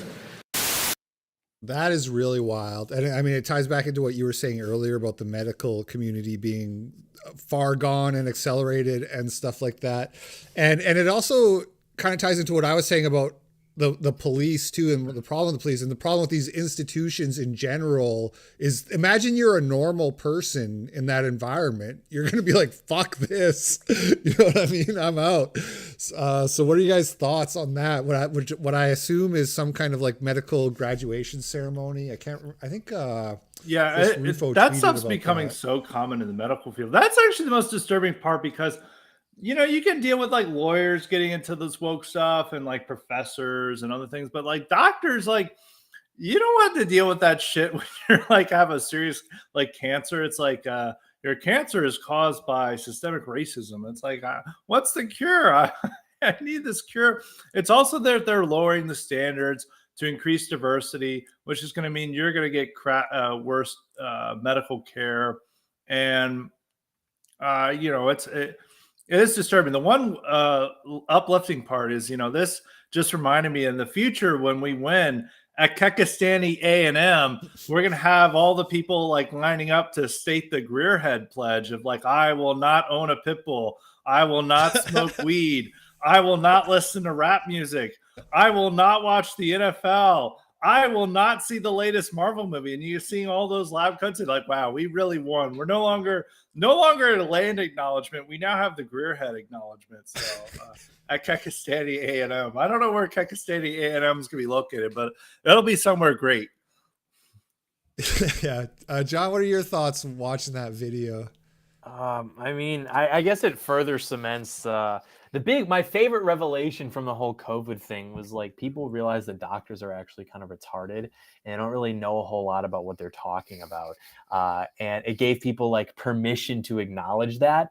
And then conversely, it did also allow for this like cultural idolization of them as like heroes akin to the Marvel comic book characters that everybody loves so much. But yeah, I mean, it opened the door and gave them opportunity to be like so vicious about their medical degree and things like that. And it almost reminds me of like what people say about purchasing indulgences to exempt yourself from the consequences of sin. It's like the whole collegiate system now, particularly with even more advanced things, is like purchasing a degree that tries to exempt you from being like mediocre or uninteresting or something like that. And, you know, these people like have bought now this authority to like speak down to you, even though in many cases us right-wing Twitter anons even know more than they do about the subject. Yeah. Okay, well, so here's where we're at. We've got about 6.5 minutes of video clips left. John, I told you it would be around 90 minutes, so I just wanted to check in with you because I know we're coming up on close to 90 minutes. If you're doing okay or if you have to leave soon, I want to make sure I'll hit any super chat questions for the guests before they go too, guys. So if you want to send in your super chats, I will make sure that the questions for the guests get addressed before they leave. But how are you guys doing for time? Are you okay to get through the end of this video, or are you wanting to wrap it up? Yeah, now we're good. Let's go. All right, sweet. Oh, look at that. Look at Dan. Now, the very important thing I told my daughter and granddaughters, no serious guys in the 30s. Okay. No what? No serious guys till you're 30. I'll keep that in mind. At least. You vote. So that there's the sniffer in chief, Pedo Pete, and I mean, I want to almost play it again because there's a lot going on in that video clip. Look at the look on the girl's face when he puts his hand on her shoulder. See if I can pause it at kind of the right time. Look at Dan. They're taking a picture. Very important thing I told my daughter and granddaughters. So she is not comfortable with that. And then the guy who's filming it for Frontlines, No what? he kind of gets a look from the I'll keep Secret that in Service mind. guy. See, you see that there? Hey, you can't just be filming the guy, our president, when he's sniffing girls' hair, buddy. At least. Yeah, I mean, that genre of advice, I've heard that recited from older grandpas or uncles to, my cousins or my sister. And it is endearing, but it was always like, no boys until you're 18 or no boys until you're 16. He's saying specifically no serious boys until you're 30. Yeah, don't end your hoe phase until you're 30, basically. Yeah. It's very progressive. He's got a lot of great advice. I like the genre of Joe sniffing. The boomer conservatives love those clips. Those are their favorite stuff. It's a little bit weird, okay? You have to admit it's a little bit weird. No, it is weird. I'm just saying there's that that many clips like that. It is like that. They love that stuff. I mean, the media would attack him and criticize him for it if they weren't busy doing damage control for him 24/7. But they really do. The conservative boomers, they eat that stuff up. I mean, it is like entertaining clip, and it is ridiculous that our president is doing that, but that's just something to note. To mobilize and send money to Ukrainian Nazis. You're a coward. You're a progressive socialist. Where are you against the war mobilization? He's telling the right truth. You have done nothing. Tulsi Gabbard has shown guts where you've shown cowardice. I believed in you, and you became the very thing you sought to fight against. That's what you've become. You are the establishment, and you are the reason why everybody will end up in a nuclear war unless you choose to stand up right now and denounce the Democratic Party. Will you do that? Yes or no? Okay, simple. Are you going to stop nuclear war? Yes or no? Thoughts on AOC getting taken to task at her town hall? I love the owning AOC clips because, we've spent countless man hours owning AOC in ways that she ultimately would get off to by, oh, you're a socialist, or oh, your policies are dumb. She likes that type of attention because it acknowledges the role that she wants to be perceived in filling, which is this girl boss, political actor, or whatever. And if she's a socialist, right, triggering the old white men kind of thing. When you've got Alex Stein out there playfully sexually harassing her, that is epic because he is breaking through that and reminding her about what she tries to reject, which is look, no one actually you're an e-girl, basically. Yeah. And the same thing with this, this guy, and honestly, I don't think this was a troll or a plant. I bet that he actually is some maybe center left liberal living in. It did occur to me he could be a plant. That thought he was. They're LaRoucheites. He was a Lyndon LaRouche. I don't. People probably don't know, but they're some eccentric group out there, and that's probably. I mean, they're sort of on the left. It's hard to describe where they are, but they're very anti-war. And she would have to respond to it. He doesn't identify himself as a LaRoucheite, so she would have to. She could just think it's an old socialist supporter who no longer likes her stuff. But I mean, the left just doesn't seem to care about the possibility of a nuclear war. They're all just spending their time dunking on people like Michael Tracy and others who are warning about the war, and they don't want to be associated with it because they now associate with Tucker and the right being anti-Ukrainian war. So they spend more time owning the right, the chuds, than they do speaking out against the Democrats who are going along with the war. Mm-hmm.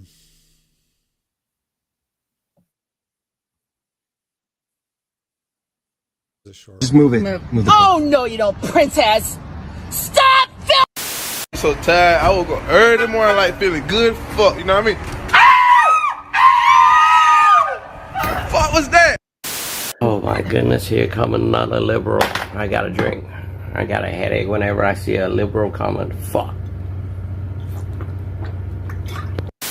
Yeah, we need someone here at Dave & Buster's in Sugarloaf. Someone just got shot. 11 Alive obtained the 911 calls made the night 18-year-old Elijah DeWitt lost his life. Gwinnett police say he was shot and killed Wednesday in the Dave & Buster's parking lot at Sugarloaf Mills Mall in Lawrenceville. I don't think he's breathing anymore. In one of the calls, the operator guides a man who identifies himself as the manager of Dave & Buster's to render aid to the 18-year-old while emergency crews were on the way. Another caller says she saw someone armed run away after the shooting. And he crossed my path, and I just hear the shooting. As soon as I parked, I got off, I hear the shooting, and I saw him run across the parking lot. Gwinnett police say 18-year-old Kamari Bryan and 19-year-old Chandler Richardson, both from Lawrenceville, were arrested after hours of questioning in Anderson County, South Carolina, more than 100 miles away from the crime scene. Anderson County officials say they were tipped off by Georgia State Patrol, and deputies managed to track down the suspects at a Quick Trip gas station. Both are facing charges of felony and malice murder, along with aggravated assault and weapons charges. They faced a judge in Anderson County on fugitive from justice warrants. Police say Bryan and Richardson were familiar with DeWitt, and on Wednesday, police say a fight escalated into gunfire. They're still working to figure out the motive behind the shooting. DeWitt played football at Jefferson High School. Tributes have been pouring in from across the state since his passing. We don't know. So this is the father of the murdered high school football player here. The kids. We don't know their backgrounds. We don't know their story. They're forgiven from me. He was an amazing kid. He looked at every day as a gift, and he lived life definitely to the fullest. Okay, so I mean, this is kind of, we already touched on this idea of like white people being, I mean, I don't know. I don't even know what to say to that. That's not how I would react.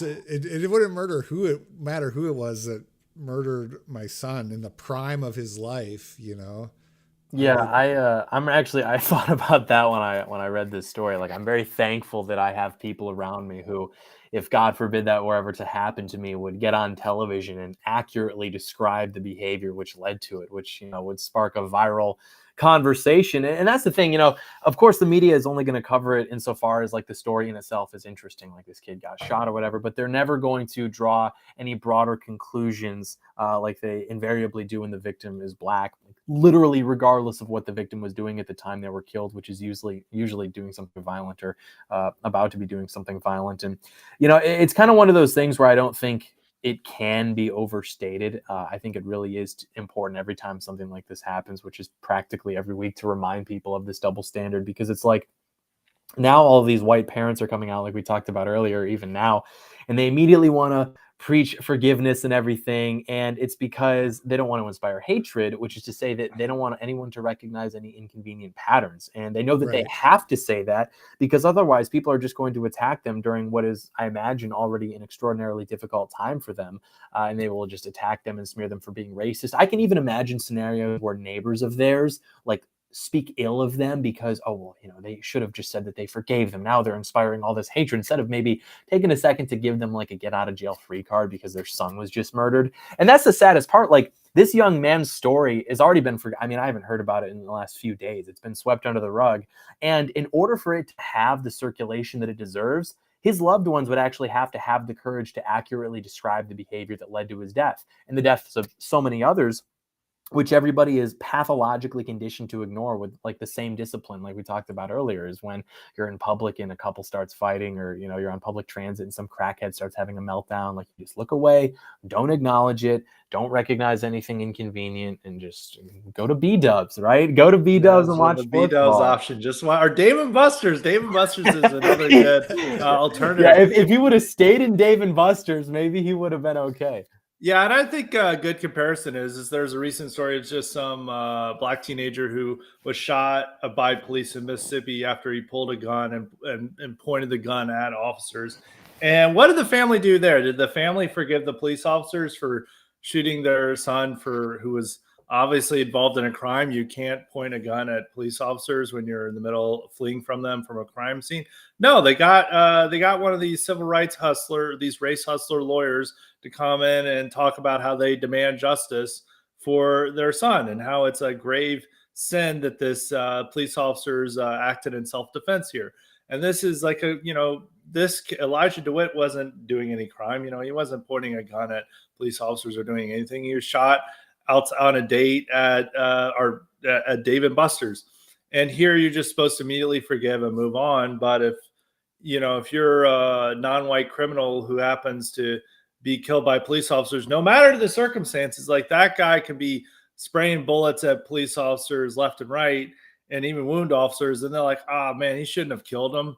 How dare he? Or, they'll immediately get their family out there, get one of these race hustler lawyers and start demanding justice for them. So it's an odd discrepancy we see.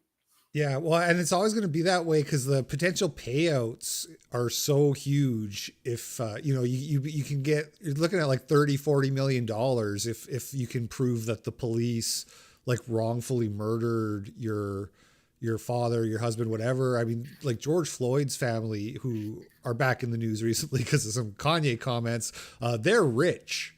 Like they have millions of, assuming they still have some of that money. They haven't blown through it all yet, but like they made like tens of millions of dollars from George Floyd dying. And so everybody else sees that and they think like that could be me, Virginia delegate Elizabeth Guzman is a social worker, and she's planning on reintroducing a bill in Richmond that she says would help protect LGBTQ children from their parents and guardians who may not be affirming of their child's sexual orientation and gender identity. This is how we're going to push back. Her bill would expand the state's definition of child abuse and neglect to include parents who do not affirm their child's gender identity or sexual orientation. There's an investigation also in place that is not only, from a social worker, but there's also a police investigation before we make the decision that there's going to be a CPS charge. What could the penalties be if, the investigation concludes and it's concluded that a parent is not affirming of their LGBTQ child? What could the consequences be? Well, we first have to have an investigation. It could be a felony, it could be a misdemeanor, but we know that a CPS charge could harm, your employment, could harm your education. So that's she's assimilating to American culture, at least. I mean, you can't get too mad at her. Yeah, I mean, it is scary though. I mean, that is like a progressive wet dream. Like that's kind of like an end game. That's what they want, is like you go against progressivism, you go against the rainbow agenda in any way, shape, or form. We'll take your kids away. We'll put you in jail. Like the sky's the limit. Guillotine maybe the real dream goal, but I don't know, man. That's just it's. I don't think that law's gonna pass yet, but it is scary to think that that's what they want to do.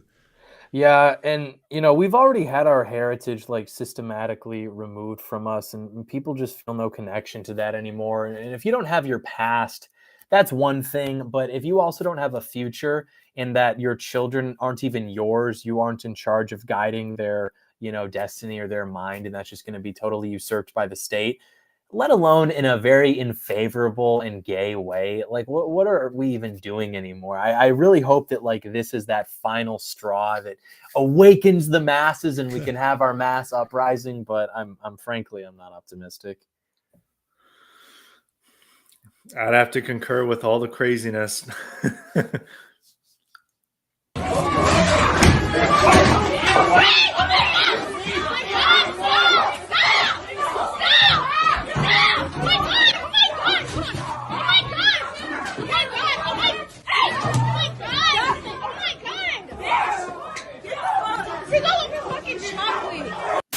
Human rights!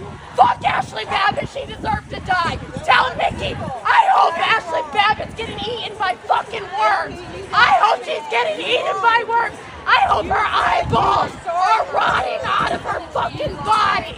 Dragged right to fucking hell! Don't touch me! Fuck Ashley Babbitt! Fuck you, Mickey! They know what? I have to speak on an don't care what y'all feel about it. Black people are God's original people. Black people is a superior race. A black woman can make a white baby. A white woman cannot make a black baby. You want to know something else? The car engine, this land, signals in a car, all of that was made by black people, but it was stolen from us by white folks. This is our stuff. This our motherfucking land. We found this land. I don't care how y'all feel about it. Y'all always put black people last, bro. Even the way we cook, bro, the way we sing is so different. Can't nobody else do that. How we do it. You feel me? If you can, you learn from who? Black folks. We so unique and y'all put black folks down so bad. Maybe if we stop killing each other, we could get together and we could rule this giant. Stop killing each other. The white man don't even have to kill us. We doing it to ourselves. The Bible says the ones who was always last will one day be first. And y'all see how they always put black people last, but one day we will rule this giant. We just gotta stop killing each other. There's more black people in the world than white folks. We are so unique. Shout out to black people for inventing the car that's engine. right. Magic American. She gets it. She gets there they are inventing cars. What was she trying to claim that they invented like cars? I couldn't. Yeah, car engine. Yeah, stolen by white people. I imagine that was in Egypt in 2000 BC. The Greeks stole it or some sort, and then they hid it for another 3,000 years. So I believe that story 100%. Yeah. All right, we're virtually at the end here. Let's see. Is up here when you didn't have fucking shit to do with the goddamn shit. Fuck you too. Okay, thank you. Bye. Give me my goddamn money so I can get the fuck out of here. What? Give me my goddamn money so I can get the fuck out of here. God damn it. Shit. How the fuck y'all not understand the difference between sausage patties and fucking bacon? Thank you, my ass. Get the fuck out of my face, puta. That's some grade A parenting right there. That guy takes his sausage and bacon distinction very seriously. And this is the last clip. This is a throwback. This is from back in the lockdown. And this clip, I love this video. I've watched it like 500 times. Did you realise there's a lockdown? Can't wait for some of these snacks. This is going to be good at. I saw that on Twitter and I wanted to include it because that guy, that's the kind of energy I'm trying to channel when I go out into the world. You know what I mean? Yeah, I wish we saw more of that. And even, that IHOP clip too, it really is unfortunate how now you have to avoid places like that, not necessarily even because maybe the food isn't that good, but because it's getting to a point where you no longer want to be dining with the type of people who can only afford IHOP. And it's the same thing with a lot of amusement parks. Basically, any place where the masses would gather, you now have to think twice about whether or not you're going to patronize that particular establishment, just because maybe the prices are a little bit too accommodating. It's like you're having breakfast in the lounge for Spirit Airlines. Yeah, I'm pretty much strictly a drive-through guy when it comes to stuff like that these days. I hear what you're saying. All right, so we have a few super chats. Did you have any thoughts on any of that, Scott, or do you want to? No, I think the videos really speak for themselves. I mean, if you mistake sausage patties for bacon, you get what's coming for you. That's all I have to say. But I agree with John's point about, it is true. If you like going out to these restaurants, even if they don't have an outburst, just like scanning the people around you and getting the vibe of it, it is like very you'll go with depressing. I'll go with alienating is another thing too. If you go to some of these places and you could have that type of outburst if the sausage patties are forgotten. There's just a general decline, isn't there? I mean, I sometimes go to the McDonald's drive-thru outside my gym, which people always shit on me if I ever mention this, but sometimes after the gym, I hit the McDonald's drive-thru, and I've noticed that the employees, the only people who work there are either black or they're white meth heads at the Olympia McDonald's that I go to sometimes. Okay, so we got a few super chats. Anonymous sent $1 and said, "John, why don't you stream on Cozy?" I don't really stream in general. I mean, occasionally I'll do a live on Instagram if I experience something in public which compelled me to want to rant in a way that wouldn't be archived. But I'm not a streamer. It's not my thing.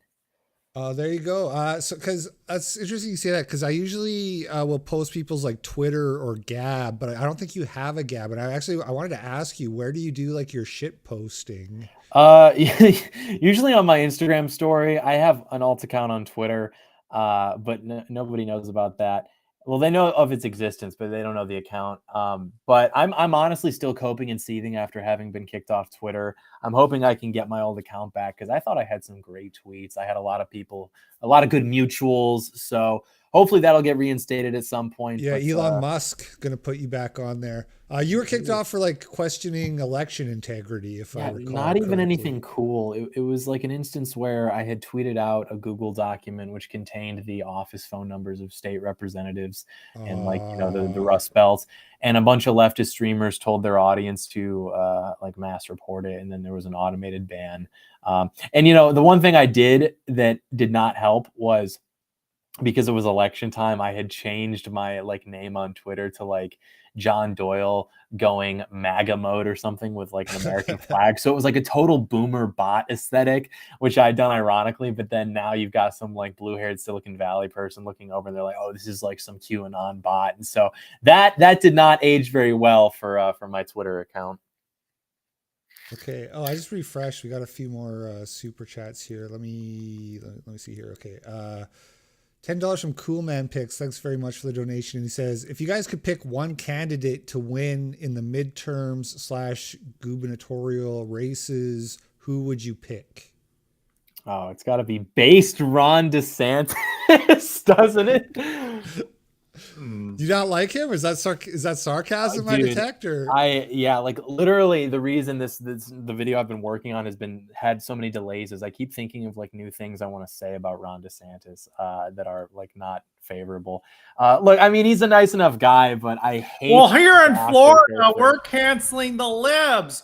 The Brandon administration is not allowed here. And it's all these 15-year-olds whose political memory doesn't contain when Donald Trump got on a presidential debate stage and told Jeb Bush that the towers came down under his brother, or had the only Rosie O'Donnell moment, and then the next day gets on Fox News and accuses Megyn Kelly of giving him a hard time because she was on her period. Like, then you'll see articles in National Review, DeSantis owns reporter, tells them to get with the program.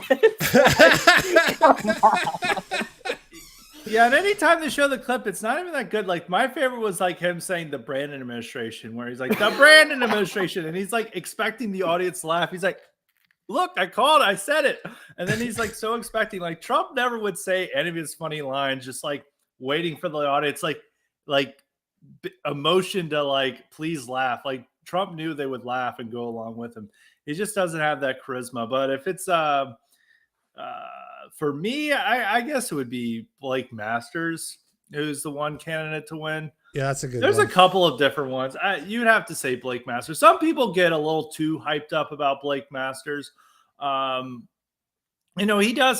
also has a charisma deficit, I think.